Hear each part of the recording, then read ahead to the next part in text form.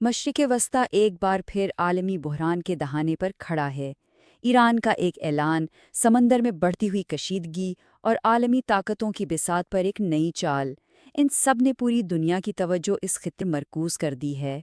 آئیے سمجھتے ہیں کہ آخر یہ سب کچھ ہو کیا رہا ہے اور اس کے نتائج کیا ہو سکتے ہیں۔ دیکھیے، اس وقت عالمی استحکام کا توازن ایک بہت ہی نازک دھاگے سے لٹکا ہوا ہے۔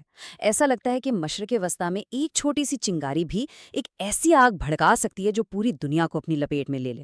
صورتحال اتنی غیر یقینی ہے کہ ہر گزرتا لمحہ ایک نئے بحران کا پیش خیمہ ثابت ہو سکتا ہے۔ تو اس ساری کشیدگی کا جو نقطہ آغاز ہے وہ ہے ایران کا ایک اعلان، ایک ایسا اعلان جس نے عالمی طاقتوں کے ایوانوں میں ہلچل مچا دی ہے، اور یہ اعلان براہ راست ایران کے متنازع جوہری پروگرام سے متعلق ہے۔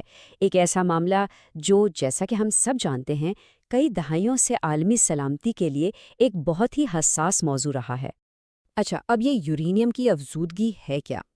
اسے ایک دو دھاری تلوار سمجھ لیں۔ ایک طرف تو یہ عمل بجلی پیدا کرنے کے لیے پرامن جوہری توانائی فراہم کرتا ہے، جو کہ اچھی بات ہے، لیکن دوسری طرف اگر اسی عمل کو مزید آگے بڑھایا جائے تو مہلک جوہری ہتھیار بھی بنائے جا سکتے ہیں، اور یہی وہ باریک لکیر ہے جس کی وجہ سے ایران کا ہر قدم عالمی سطح پر تشویش کی ایک لہر دوڑا دیتا ہے۔ تو ایران کے اس اعلان نے سمجھیں کہ دنیا بھر کی حکومتوں کو ہلا کر رکھ دیا ہے۔ اس اقدام کو نہ صرف عالمی جوہری معاہدوں کی خلاف ورزی کے طور پر دیکھا جا رہا ہے، بلکہ یہ خطے میں ایک خطرناک جوہری ہتھیاروں کی دوڑ بھی شروع کر سکتا ہے۔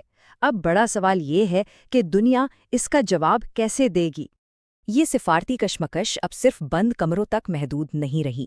اس کی لہریں اب دنیا کی سب سے اہم تجارتی شاہراہ یعنی آبنائے ہرمز تک پہنچ چکی ہیں، جہاں ایک چھوٹی سی غلطی کی بھی گنجائش نہیں ہے۔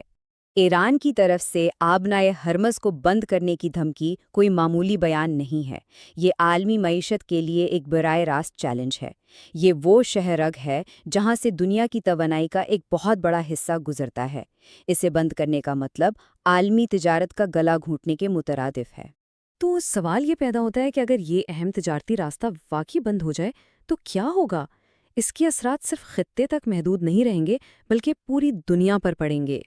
اس کا سب سے فوری اور شاید سب سے تباہ کن اثر عالمی معیشت پر پڑے گا۔ تیل کی قیمتیں بے قابو ہو کر آسمان سے باتیں کرنے لگیں گی، جس سے دنیا بھر میں مہنگائی کا ایک ایسا طوفان آئے گا جسے سنبھالنا مشکل ہو جائے گا۔ اور یہ محض کھوکھلی دھمکیاں نہیں ہیں۔ حال ہی میں ایران کی جانب سے ایک آڈیو بھی جاری کی گئی ہے جس میں مبینہ طور پر ایک بھارتی جہاز کو نشانہ بنانے کا ذکر ہے۔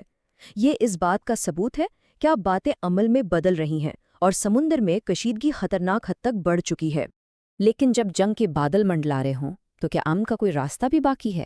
جی ہاں، اس بحران کے بیچ سفارت کاری کی ایک کوشش بھی جاری ہے، اور اس کی قیادت کر رہا ہے پاکستان، جو ایک امن ساز کا غیر متوقع کردار ادا کرنے کے لیے سامنے آیا ہے۔ دراصل اس پورے تنازع کی بنیاد میں دو بالکل متضاد موقف ہیں۔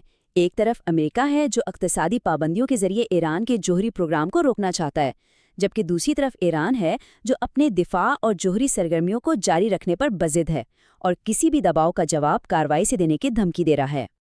اب ان دو مخالف فریقوں کے درمیان جو خلا ہے اسے پر کرنے کے لیے پاکستان ایک اہم ثالث کے طور پر سامنے آیا ہے۔ پاکستان کوشش کر رہا ہے کہ دونوں ممالک کے ساتھ اپنے تعلقات کو استعمال کرتے ہوئے کسی طرح اس کشیدگی کو کم کیا جائے۔ یہ سفارتی کوششیں اب ایک بہت ہی اہم مرحلے میں داخل ہو رہی ہیں۔ اسلام آباد امریکہ اور ایران کے درمیان مذاکرات کے دوسرے دور کی میزبانی کرنے والا ہے، اور اطلاعات یہ ہیں کہ اس بار کسی بڑی پیش رفت کی امید کی جا سکتی ہے۔